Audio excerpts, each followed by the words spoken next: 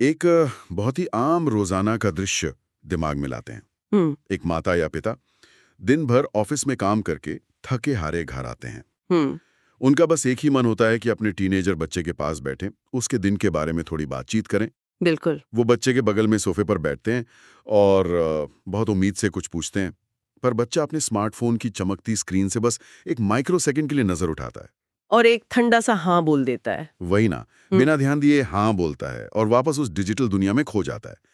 कमरे में एक साथ बैठे होने के बावजूद उन दोनों के बीच मीलों की दूरी महसूस होती है। ये आजकल लगभग हर घर की कहानी बन चुकी है। सही बात है, एक ऐसी चुप्पी जो अंदर ही अंदर काटती है। और अगर इस दृश्य के पीछे छिपे जज्बातों को थोड़ा गहराई से डिकोड किया जाए तो वो जो चुप्पी है वो सिर्फ एक ऑकवर्ड साइलेंस नहीं है। तो क्या है वो एक आम पेरेंट के अंदर बहुत गहरा फ्रस्ट्रेशन और हेल्पलेसनेस पैदा करती है। उन्हें लगता है कि वो अपने ही बच्चे से, जिसे उन्होंने बड़ा किया है, दिन ब दिन दूर हो रहे हैं। डर लगता होगा। ये डर बहुत असली है। ये डर सिर्फ एक कम्युनिकेशन फेल होने का नहीं है, बल्कि अपने बच्चे को एक ऐसी दुनिया में खोने का डर है जिसे पुरानी जनरेशन खुद पूरी तरह नहीं समझती। और यही वजह है कि आज की इस गहन चर्चा में हम जिस सोर्स मटेरियल के तहखाने में जा रहे हैं वो इन्हीं उलझनों को सुलझाने का काम करता है। हमने ब्रिजिंग द डिजिटल गैप और मॉडर्न इंडियन पेरेंटिंग गाइड के कुछ बहुत ही बेहतरीन और आई ओपनिंग हिस्सों का विश्लेषण किया है। बहुत ही जरूरी टॉपिक है ये। आज हमारा मकसद और इस डीप डाइव का मिशन बिल्कुल साफ है। हम उन पेरेंट्स की स्थिति को समझना चाहते हैं जो सच में अपने बच्चों के साथ एक मजबूत कनेक्शन चाहते हैं, जो चाहते हैं कि उनके बच्चे का स्क्रीन टाइम मैनेज हो। एग्जैक्टली लेकिन इस तरह से कि घर की हर बातचीत एक झगड़े में ना बदल जाए। और ये चर्चा सिर्फ हवा हवाई बातों पर नहीं बल्कि प्रैक्टिकल और ऑनेस्ट हकीकत पर आधारित होगी। ये अप्रोच वाकई जरूरी है, क्योंकि जब तक समस्या की जड़ तक, उसके साइकोलॉजिकल रूट तक नहीं जाएंगे, तब तक समाधान सिर्फ सतह पर ही रहेगा। नियम बनाना आसान है, हाँ। पर उन नियमों को बिना रिश्ते तोड़े लागू करना असली चुनौती है। तो चलिए सबसे बुनियादी सवाल से शुरू करते हैं। पुरानी जनरेशन अक्सर एक बात दोहराती है कि हमारे जमाने में तो ये सब नखरे नहीं थे। यह हमारा बचपन तो बिना फोन के कितना अच्छा था। बिल्कुल। लेकिन अगर एक नई लेंस से देखें तो आज के बच्चे उस दुनिया में पैदा हुए हैं जहां इंटरनेट, वाईफाई और स्मार्टफोन्स हवा और पानी की तरह पहले से मौजूद थे। उनके लिए कोई नई चीज नहीं है, कोई नॉवेल्टी नहीं है, ये उनकी आम रियलिटी है। जैसे पिछली जनरेशन के लिए टीवी एक आम चीज थी, इनके लिए फोन है। टीवी और फोन की ये एनोलॉजी वाकई दिलचस्प है, लेकिन इसमें एक बहुत बड़ा फर्क है। क्या फर्क? टीवी ड्राइंग रूम में होता था, उस पे कंट्रोल पेरेंट्स का होता था। फोन उनकी जेब में है, कहीं ज्यादा पावरफुल, पर्सनल और सबसे बड़ी बात, two way communication. Exactly, two way communication वाला डिवाइस। इस फिनोमेना को समझने के लिए गाइड में डिजिटल नेटिव्स और डिजिटल इमिग्रेंट्स का जो कॉन्सेप्ट दिया गया है वो बहुत सटीक है। थोड़ा और एक्सप्लेन करें इसे। देखिए, आज के टीनेजर्स डिजिटल नेटिव्स हैं। उनका दिमाग इस टेक्नोलॉजी के साथ ही डेवलप हुआ है, जबकि पेरेंट्स डिजिटल इमिग्रेंट्स हैं। मतलब बाहर से आए हैं इस दुनिया में। हाँ, जिन्होंने बड़े होने के बाद एक नई भाषा की तरह इस टेक्नोलॉजी को थोड़ा बहुत सीखा है। और इसी टेक गैप में सारी कॉमेडी और ट्रेजेडी छुपी है। सही कहा। एक पेरेंट जब तक इंस्टाग्राम का नया फीचर समझना सीखता है तब तक बच्चे स्नैपचैट छोड़कर डिस्कॉर्ड पर किसी नए सर्वर में निकल चुके होते हैं। ये एक ऐसी रेस है जिसमें पेरेंट्स हमेशा 2 कदम पीछे हैं। लेकिन थोड़ा डेविल्स एडवोकेट बनकर सोचूं तो क्या हम इस जनरेशन को कुछ ज्यादा ही फ्रेजाइल नहीं मान रहे? प्रेशर पहले भी तो बच्चों पर होता था। प्रेशर पहले भी था, लेकिन उसका नेचर बिल्कुल बदल गया है। सोर्स मटेरियल इस पर एक बहुत डीप साइकोलॉजिकल इंसाइट देता है। कैसी इंसाइट? आज की टीनेजर्स पर सिर्फ पढ़ाई का या एंट्रेंस एग्जाम्स का दबाव नहीं है। उनकी दुनिया में एक ऐसी वर्चुअल स्टेज हमेशा सजी रहती है जहां सैकड़ों लोग उन्हें चौबीसों घंटे देख रहे हैं। एक वैलिडेशन का लूप चल रहा है। बिल्कुल, एक लाइक और एक कमेंट उनके सेल्फ वर्थ को डिफाइन करने लगा है। फोमो यानी फियर ऑफ मिसिंग आउट उनके दिमाग को हमेशा हाइपर अलर्ट स्टेट में रखता है। मतलब हमेशा ऑन रहना पड़ता है उन्हें। हाँ, अगर एक बच्चा अपनी क्लास के व्हाट्सएप ग्रुप में आई किसी मीम का तुरंत रिप्लाई ना करे तो उसे लगता है कि वो सोशल सर्कल से बाहर हो जाएगा। बाप रे, ये कांस्टेंट एंजाइटी पुरानी जनरेशन के एक्सपीरियंस में थी ही नहीं। ये वर्चुअल स्टेज वाली बात वाकई सोचने पे मजबूर करती है। इसका मतलब है कि अगर कोई पुरानी जनरेशन के चश्मे से इन बच्चों को जज करेगा तो वो उन्हें कभी नहीं समझ पाएगा। कभी नहीं। अब जब हम इस वर्चुअल स्टेज और दिमाग की हाइपर अलर्ट स्टेट की बात कर ही रहे हैं तो स्क्रीन टाइम की असली समस्या को समझना बहुत जरूरी हो जाता है। अक्सर घरों में बहस इसी बात पर होती है कि तुमने कितने घंटे फोन देखा? एग्जैक्ट वही लाइन, तुमने कितने घंटे फोन देखा। और यहीं पर सबसे बड़ी गलती होती है। सोर्स मटेरियल इस आम गलतफहमी को बहुत साइंटिफिक तरीके से तोड़ता है। समस्या ये नहीं है कि कितना वक्त स्क्रीन पर बिताया जा रहा है। तो असली सवाल क्या है? असली सवाल है कि क्या देख रहे हैं और क्यों देख रहे हैं। इसको active versus passive screen time कहते हैं। इसको थोड़ा प्रैक्टिकल बनाते हैं। अगर कोई बच्चा 3 घंटे ऑनलाइन कोडिंग सीख रहा है या डिजिटल आर्ट बना रहा है, हाँ, ये एक्टिव हुआ। और कोई दूसरा बच्चा 3 घंटे बिना सोचे समझे रील स्क्रॉल कर रहा है, तो इन दोनों बातों में जमीन आसमान का फर्क है, भले ही दोनों का ओवरऑल स्क्रीन टाइम 3 घंटे ही हो। एक क्रिएटिव प्रोसेस है और दूसरा सिर्फ डोपामिन की भूख मिटा रहा है। वही तो, सिर्फ घड़ी देखकर नियम बनाना एक अधूरा और फ्लॉड अप्रोच लगता है मुझे। हालांकि रिसर्च ये भी साफ करती है कि अनगाइडेड और एक्सेसिव पैसिव स्क्रीन टाइम गंभीर समस्याएं पैदा करता है, खासकर हेवी सोशल मीडिया यूज। कैसी समस्याएं? डेटा बहुत क्लियरली पॉइंट आउट करता है कि लड़कियों में इसका सीधा कनेक्शन एंग्जाइटी और सेल्फ एस्टीम इश्यूज से पाया गया है। फिल्टर्ड फोटोज देखकर खुद के बॉडी इमेज को लगातार कोसना एक आम बात हो गई है। और नींद पर भी तो असर पड़ता होगा। बहुत ज्यादा। रात को देर तक फोन यूज करना, जिससे नींद का पूरा साइकिल खराब होता है और फिर अगले दिन मूड स्विंग्स आते हैं। लेकिन एक साधारण पेरेंट के पॉइंट ऑफ व्यू से देखें तो जब वो अपने बच्चे को इस तरह फोन में डूबा देखते हैं और उसके ग्रेड्स गिरते देखते हैं, तो उनकी पहली और सबसे नेचुरल रिएक्शन होती है फोन छीन लेना या इंटरनेट का राउटर बंद कर देना। कनेक्शन काट देना। लेकिन सोर्सेस साफ बताते हैं कि अचानक से ऐसी पाबंदी लगाना हमेशा बैकफायर करता है। ऐसा क्यों होता है? एक फिजिकल डिवाइस ही तो हकाया है। दिखने में वो फिजिकल डिवाइस है, लेकिन टीनेजर के दिमाग यानी न्यूरोसाइंस के हिसाब से वो उनका पूरा सोशल अस्तित्व है। उनकी पूरी सोशल लाइफ वही है। एग्जैक्टली। जब अचानक से उनका फोन छीन लिया जाता है तो उनका दिमाग उसे एक रिस्ट्रिक्शन नहीं बल्कि एक सोशल डेथ या आइसोलेशन के थ्रेट की तरह प्रोसेस करता है। Social death? ये बड़ा वर्ड है। हाँ, क्योंकि उनका एमिगडाला, जो दिमाग का फियर सेंटर है, वो हाईजैक हो जाता है। उन्हें लगता है कि उन्हें उनकी दुनिया से काट दिया गया है। तो इससे सुधार नहीं आता होगा? बिल्कुल नहीं। उनकी क्यूरियोसिटी और रिबेलियन उतनी ही बढ़ जाती हैं। वो छुपकर एक्सेस ढूंढने लगते हैं और इस प्रोसेस में जो सबसे बड़ा नुकसान होता है वो है भरोसे का टूटना। ट्रस्ट टूट जाता है। और ट्रस्ट एक बार टूट जाए तो वापस बनाना नामुमकिन सा लगने लगता है। ये न्यूरोसाइंस वाला पहलू सच में एक आहा मोमेंट है। एक पेरेंट सोच रहा है कि उसने बच्चे को बिगड़ने से बचा लिया, और बच्चे का दिमाग सोच रहा है कि उसकी सोशल लाइफ खत्म कर दी गई है। यहीं से एक और गहरा विरोधाभास निकल कर आता है। एक तरफ टीनेजर्स को लगता है कि उनके पेरेंट्स उन्हें बिल्कुल नहीं समझते। दूसरी तरफ पेरेंट्स इस बात से परेशान और आहत हैं कि बच्चे उनसे कुछ शेयर ही नहीं करते। दोनों अपनी अपनी जगह परेशान हैं। अगर हम डाई के रिसर्च फाइंडिंग पर गौर करें तो एक बहुत ही मूल कारण सामने आता है। टीनेजर्स बात करना तब बंद कर देते हैं जब उन्हें डर होता है कि उनकी बात सुनते ही उन्हें जज किया जाएगा या लंबा लेक्चर दिया जाएगा। हाँ, या उनकी परेशानी को छोटा समझकर डिसमिस कर दिया जाएगा। जब एक बच्चा अपनी वल्नरेबिलिटी दिखाता है और बदले में उसे डांट पड़ती है तो वो अपनी एक अलग इनो वर्ल्ड बना लेता है। एक अंदर की ऐसी दुनिया जहां किसी अडल्ट की एंट्री बंद हो जाती है। उस दुनिया के दरवाजे पर वो एक लॉक लगा देता है। इसको एक आम जिंदगी के एग्जाम्पल से विजुअलाइज करते हैं। मान लीजिए एक बच्चा घर आता है, थोड़ा उदास है और कहता है कि आज स्कूल में बहुत बुरा हुआ, मुझे सबके सामने अजीब लग रहा था। अच्छा। अब एक पेरेंट जो खुद थका हुआ है और स्ट्रेस्ड है शायद तुरंत ब्लेम करने लगे। वो कह सकते हैं कि क्यों, क्या किया तुमने? मैंने तो पहले ही कहा था ध्यान से रहना, तुम्हारा ध्यान तो हमेशा फोन में रहता है। ओ, ये तो बहुत आम रिएक्शन है। ऐसा होने पर बच्चा अगली बार अपना दुख कभी शेयर नहीं करेगा। उस एग्जाम्पल में प्रॉब्लम सॉल्विंग की आदत ने कम्युनिकेशन को मार दिया। गाइड यही समझाती है कि प्रॉब्लम सॉल्व करने से पहले बच्चे को अपनी फीलिंग्स महसूस करने देना बहुत जरूरी टूल है। तो पेरेंट को क्या कहना चाहिए वहाँ? इसकी जगह अगर पेरेंट बस इतना पूछे कि अरे क्या हुआ था, मुझे बताओ, और उसकी फीलिंग्स को सिर्फ सुन ले। पहले सुनना और उसकी फीलिंग्स को स्वीकार करना ही असल वैलिडेशन है। लेकिन मैं थोड़ा प्रैक्टिकली सोचूं तो जब एक बच्चा लगातार इग्नोर कर रहा हो, रूड बिहेव कर रहा हो, तो एक पेरेंट के लिए गुस्सा कंट्रोल करना और शांति से वैलिडेशन देना बहुत मुश्किल काम है। बहुत मुश्किल है। और ऐसा लगता है जैसे बदतमीजी को बढ़ावा दिया जा रहा है। ये पॉइंट चुभने वाला है, लेकिन यहीं पर पेरेंटिंग का सबसे बड़ा टेस्ट होता है। वैलिडेशन का मतलब उनके गलत बिहेवियर से अग्री करना नहीं है। तो फिर क्या है? वैलिडेशन का मतलब सिर्फ ये एक्नॉलेज करना है कि मैं देख रही हूँ कि तुम परेशान हो। एक बार उनका इमोशनल टेम्परेचर थोड़ा कम हो जाए, तब आप उनके बिहेवियर पे बात कर सकते हैं। अगर गुस्से का जवाब गुस्से से दिया तो दीवार और ऊंची हो जाएगी। ये दीवार वाली बात एक नए डर की तरफ इशारा करती है। जब बच्चे अपने इनर वर्ल्ड में लॉक हो जाते हैं तो उनकी डिजिटल जिंदगी पूरी तरह से हिडन हो जाती है।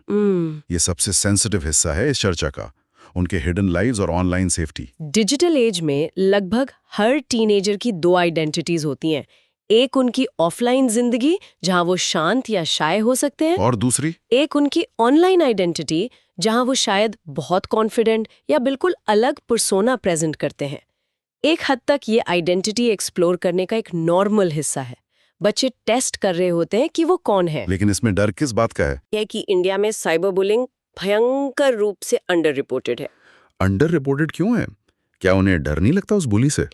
उन्हें साइबर बुली से ज्यादा इस बात का डर होता है कि अगर उन्होंने पेरेंट्स को बताया तो पेरेंट्स ओवर रिएक्ट करेंगे और फोन छीन लेंगे। एग्जैक्टली। उन्हें लगता है कि उनकी परेशानी का कारण फोन को मानकर सबसे पहले उनका फोन छीन लिया जाएगा। उन्हें लगता है कि पनिशमेंट उन्हीं को मिलेगी, इसलिए वो अकेले चुपचाप सब सहते रहते हैं। ये डर कितना रियल और पेनफुल है। इसलिए सोर्सेज ये सलाह देते हैं कि पेरेंट्स को डायरेक्ट इंटरोगेशन या सवाल जवाब की जगह कुछ आम निशानियों पर ध्यान देना चाहिए। जैसे अगर बच्चे का फोन यूज करने का पैटर्न अचानक बदल जाए, वो मैसेज आते ही घबरा जाए, स्कूल जाने से कतराने लगे, उसके मूड में अचानक उतार चढ़ाव आने लगे, या उनकी नींद और भूख में बदलाव आने लगे। बिल्कुल। और अगर ऐसी निशानियां दिखें तो डायरेक्ट एक्यूजेशन की जगह एक सेफ स्पेस बनानी चाहिए। इसके अलावा 14 से 17 साल की उम्र में बच्चे ऑनलाइन स्ट्रेंजर्स से जुड़ते हैं, नई रिलेशनशिप्स ढूंढते हैं। उन्हें लगता है कि कोई अनजान उन्हें बेहतर समझ रहा है। हाँ, साथ ही इनअप्रोप्रिएट कंटेंट, सेक्स एजुकेशन और बॉडी इमेज जैसे कॉम्प्लेक्स विषय भी उनके सामने रोज आते हैं। और हमारे समाज में इन टॉपिक्स पर घर पर बात करना बहुत ऑकवर्ड माना जाता है। बहुत ऑकवर्ड माना जाता है, लेकिन सोर्स एक बहुत ही क्लियर चेतावनी देता है। अगर घर पर पेरेंट्स के साथ इन विषयों पर ऑकवर्ड ही सही पर खुली बातचीत नहीं होगी, तो इसका मतलब ये नहीं कि बच्चे नहीं सीखेंगे। तो वो कहाँ से सीखेंगे? इसका सीधा मतलब ये है कि इंटरनेट उन्हें अपने हिसाब से सिखाएगा, और इंटरनेट का सिखाया हुआ अक्सर डिस्टॉर्टेड, अनरियलिस्टिक और गलत वैल्यूज पर आधारित होता है। ये तो बहुत अलार्मिंग है। थोड़ी देर की झिझक और शर्म उम्र भर के गलत परसेप्शन और ट्रॉमा से कहीं बेहतर है। तो अब हम उस मोड़ पर आ गए हैं जहां हर किसी को समाधान चाहिए। प्रॉब्लम समझ ली, दिमाग की वायरिंग समझ ली, हिडन लाइव्स भी समझ ली, अब एक्चुअल में किया क्या जाए? प्रैक्टिकल स्ट्रैटेजीज बहुत जरूरी हैं। गाइड ऐसी कौन सी प्रैक्टिकल स्ट्रैटेजीज बताती हैं जो सच में काम करती हैं, ना कि सिर्फ सुनने में अच्छी लगती हैं? सबसे पहली और असरदार स्ट्रैटेजी है नियम और बंदिशों की जगह शेयर्ड अग्रीमेंट्स बनाना। जब कोई रूल थोपा जाता है तो ह्यूमन नेचर है कि उसे तोड़ने का मन करता है। लेकिन जब अग्रीमेंट बनता है तो उसमें ओनरशिप आती है। बिल्कुल। इसको थोड़ा और क्लियर करते हैं। जैसे अगर घर में नियम है कि डिनर पे कोई फोन नहीं लाएगा, तो ये एक फोर्स्ड रूल लगता है, एक हुक्म की तरह लगता है। हाँ। लेकिन अगर परिवार एक दिन शांति से बैठे और तय करे कि डिनर का वक्त हमारा एक दूसरे के साथ कनेक्ट होने का वक्त होगा, इसलिए हम सब अपने फोन बाहर रखेंगे, तो वो एक शेयर्ड एग्रीमेंट बन जाता है। और इसमें सबसे महत्वपूर्ण कड़ी खुद पेरेंट्स की होती है। गाइड इस पॉइंट पर बहुत जोर देती है, जिसे मिररिंग कहते हैं। मिररिंग मतलब जो हम करते हैं वो बच्चे देखते हैं। हाँ, बच्चे वो नहीं सुनते जो आप कहते हैं, वो करते हैं जो आप करते हैं। अगर एक पेरेंट बच्चे को फोन छोड़ने को कहे और खुद खाने की टेबल पर ऑफिस की ईमेल्स चेक कर रहा हो या न्यूज स्क्रॉल कर रहा हो, तो उन रूल्स का असर वहीं खत्म हो जाता है। उन्हें लगता है कि रूल सिर्फ उनके कंट्रोल के लिए हैं। ये सेल्फ रिफ्लेक्शन वाला पॉइंट बहुत जरूरी है। दूसरा प्रैक्टिकल कदम जो सोर्स बताता है वो है बच्चे की डिजिटल दुनिया में बिना किसी जजमेंट के शामिल होना। ये बहुत कम लोग करते हैं। आमतौर पर अडल्ट्स बच्चों के ऑनलाइन गेम्स, उनके मीम्स या उनके पसंदीदा यूट्यूबर्स को वक्त की बर्बादी समझते हैं। लेकिन अगर आप उनके पसंदीदा गेम को उनके साथ बैठकर थोड़ी देर खेलें या उनके किसी फेवरेट क्रिएटर का वीडियो देखने की कोशिश करें और पूछें कि इसमें तुम्हें क्या सबसे मजेदार लगता है, तो इससे एक ब्रिज बनता है। सही कहा। जब उन्हें लगता है कि आप उनकी दुनिया की इज्जत करते हैं और उसमें इंटरेस्ट ले रहे हैं, तभी वो आपके बनाए फोन फ्री जोन्स पर भी राजी होंगे। जैसे रात को बेडरूम में फोन ना ले जाना। हाँ, इसे भी एक सजा की तरह नहीं बल्कि कोलैबोरेटिव तरीके से तय करना चाहिए। इसके साथ ही बच्चों को डिजिटल लिटरेसी सिखाना भी उतना ही जरूरी है। डिजिटल लिटरेसी का मतलब सिर्फ कंप्यूटर चलाना नहीं है। उन्हें ये सिखाना कि इंटरनेट पर फेक न्यूज या डीप फेक्स कैसे पहचाने जाती हैं, प्राइवेसी सेटिंग्स सच में कैसे काम करती हैं। एल्गोरिदम उनका ध्यान कैसे भटकाता है और क्या शेयर करना सेफ है। ये सब ऐसी लाइफ स्किल्स हैं जो आगे चलकर उनकी बहुत मदद करेंगे। इन सारी स्ट्रैटेजीज का निचोड़ ये है कि एक स्ट्रिक्ट अथॉरिटी फिगर बनने की जगह एक ट्रस्टेड अडल्ट बनना है। एक बच्चा जब लाइफ में सच में किसी बड़ी परेशानी में फंसे तो उसके दिमाग में पहला ख्याल ये आना चाहिए कि मैं जल्दी से अपने पेरेंट्स को बताऊंगा तो वो मेरी मदद करेंगे। ना कि ये कि बाप रे अब तो मुझे ऐसी डांट पड़ेगी कि मैं गया। एग्जैक्टली। और यहाँ एक और जरूरी बात ऐड करना चाहूंगी। अगर किसी परिवार को लगता है कि उनके बीच की दीवार बहुत ऊंची हो गई है और बातचीत से बात नहीं बन रही है, तो 3 काउंसलर्स या फैमिली थेरेपिस्ट से प्रोफेशनल हेल्प लेना एक शक्ति की निशानी है, कमजोरी नहीं है। इसे कमजोरी नहीं, एक वाइज डिसीजन की तरह देखना चाहिए। ये बहुत ही लिबरेटिंग थॉट है और ये हमें इस पूरे डीप डाइव के एक और अनदेखे पहलू तक ले आता है। जब हम पेरेंटिंग की बात करते हैं तो सारा फोकस बच्चे पर होता है, लेकिन पेरेंट्स की अपनी मेंटल हेल्थ का क्या? ये बहुत नजरअंदाज किया जाता है। आज की इस तेज रफ्तार, हर वक्त कनेक्टेड डिजिटल एज में टीनेजर्स को बड़ा करना जेन्युइनली एक मेंटली एग्जॉस्टिंग काम है। ये एक ऐसी सच्चाई है जिसे समाज में ज्यादा डिस्कस नहीं किया जाता। जो लोग इस सफर में हैं, उन्हें सबसे पहले परफेक्शनिज्म का बोझ अपने कंधों से उतार देना चाहिए। गाइड इस बात पर साफ फोकस करती है। कोई पेरेंट परफेक्ट नहीं होता। दुनिया में कोई भी पेरेंट परफेक्ट नहीं होता और ना ही कोई बच्चा परफेक्ट होता है। पेरेंटिंग कोई एल्गोरिदम नहीं है जिसमें हमेशा सही रिजल्ट आए। गलतियां दोनों तरफ से होती हैं। मैं इस पॉइंट को थोड़ा और हाईलाइट करना चाहूँगा। अगर कभी गुस्से में, स्ट्रेस में आकर किसी माँ या बाप से कोई गलती हो जाए, उन्होंने आपे से बाहर होकर कुछ ऐसा कह दिया हो जो नहीं कहना चाहिए था, तो उन्हें क्या करना चाहिए? तो बाद में वापस जाकर बच्चे से ये कहना कि मैं वहाँ गलत था, मैं थका हुआ था और मैंने गुस्सा किया, मुझे माफ़ कर दो। ये एक बहुत बड़ा और गहरा इम्पैक्ट डालता है। वाकई ये बच्चे को सिखाता है कि गलती मानना और ईगो छोड़कर माफ़ी मांगना एक स्ट्रेंथ है, वीकनेस नहीं। इसलिए पेरेंट्स के लिए भी ज़रूरी है कि वो दूसरे पेरेंट्स से जुड़ें, अपनी फ्रस्ट्रेशंस और चैलेंजेस शेयर करें। और सबसे पहले अपनी मेंटल हेल्थ का ख्याल रखें, क्योंकि एक शांत और इमोशनली स्टेबल पेरेंट ही एक समझदार गाइड बन सकता है। बिल्कुल सही। अगर हम इस पूरी जानकारी को, इन सारे सोर्सेज को एक सिंगल फ्रेम में रखें, तो आश्चर्य की बात यही निकल कर आती है कि टीनेजर्स की दुनिया चाहे जितनी भी कॉम्प्लेक्स क्यों ना दिखे, वो बुनियादी तौर पर वही चाहते हैं जो हर इंसान चाहता है, कि कोई उन्हें सुने। हाँ, कि कोई उन्हें ध्यान से सुने, उन्हें समझे और उन्हें वैसे ही स्वीकार करे जैसे वो हैं।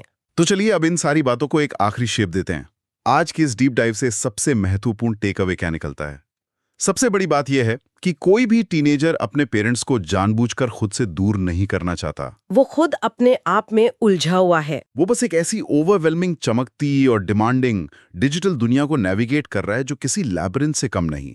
और वो दिल से चाहता है कि उसके पेरेंट्स उस डिजिटल शोर और दबाव को समझें, ना कि सिर्फ बाहर खड़े रहकर अपने नियम उस पर थोप दें। और इस कनेक्शन को बनाए रखने का सबसे बेसिक तरीका क्या है? कनेक्शन कभी किसी नई टेक्नोलॉजी आने से या स्क्रीन के बीच में आने से नहीं टूटता। तो कब टूटता है? कनेक्शन तब टूटता है जब हम सामने वाले को सुनना और समझना बंद कर देते हैं। असली और गहरा कनेक्शन तब बनता है जब बिना किसी हिडन एजेंडा के, बिना हर बात पर सिखाने या सुधारने की जल्दबाजी दिखाए, सिर्फ उनकी दुनिया का हिस्सा बनने की कोशिश की जाती है। एकदम पॉइंट पर। बच्चा हर वक्त उस चमकती हुई स्क्रीन में अपनी एक पहचान, एक ऐसी जगह ढूंढ रहा है जहां वो फिट हो सके। पेरेंट्स का काम उसके हाथ से वो स्क्रीन छीन लेना नहीं है। उनका काम क्या है फिर? उनका काम है अपने बच्चे को ये एहसास दिलाना कि उस वर्चुअल दुनिया से, उन ऑनलाइन लाइक्स से कहीं ज्यादा महत्वपूर्ण जगह उसका अपना घर है। एक ऐसी जगह जहां उसकी असली पहचान है, जहां उसे किसी फिल्टर की जरूरत नहीं और जहां वो बिना किसी डर के अपना सच्चा अस्तित्व रख सकता है। परफेक्ट पेरेंट बनने की दौड़ को छोड़कर बस उस मोमेंट में एक प्रेजेंट पेरेंट बनना ही सबसे जरूरी कदम है। ये रास्ता आसान नहीं है, इसमें बहुत से बम्स आएंगे, लेकिन जब नीयत उस गैप को ब्रिज करने की हो तो रास्ते निकल ही आते हैं। बिल्कुल निकल आते हैं। इस डीप डाइव को खत्म करने से पहले दिमाग में एक नया और सोचने पर मजबूर करने वाला विचार आता है। इसके बारे में फुर्सत में जरूर सोचा जा सकता है। क्या हो अगर ये डिजिटल दुनिया, जिसके बारे में हमने इतनी चर्चा की, वो कोई दुश्मन ना होकर एक नई भाषा या एक बिल्कुल नया देश हो? एक नया देश? एक ऐसी नई जगह जहां की भाषा, संस्कृति और तौर तरीके पुरानी जनरेशन बिल्कुल नहीं जानती, लेकिन वहां का टीनेजर एक फ्लुएंट निवासी बन चुका है। तो क्या एक अनजान देश में जाकर अपने ही गाइड यानी अपने बच्चे से लड़ना और उसे गलत ठहराना समझदारी होगी? या फिर उसके पास बैठकर थोड़ी शर्मिंदगी झेलकर उसकी मदद से उस नई जगह के बारे में सीखने की कोशिश करना बेहतर होगा, ताकि दोनों एक साथ सेफली उस नई दुनिया का सफर कर सकें।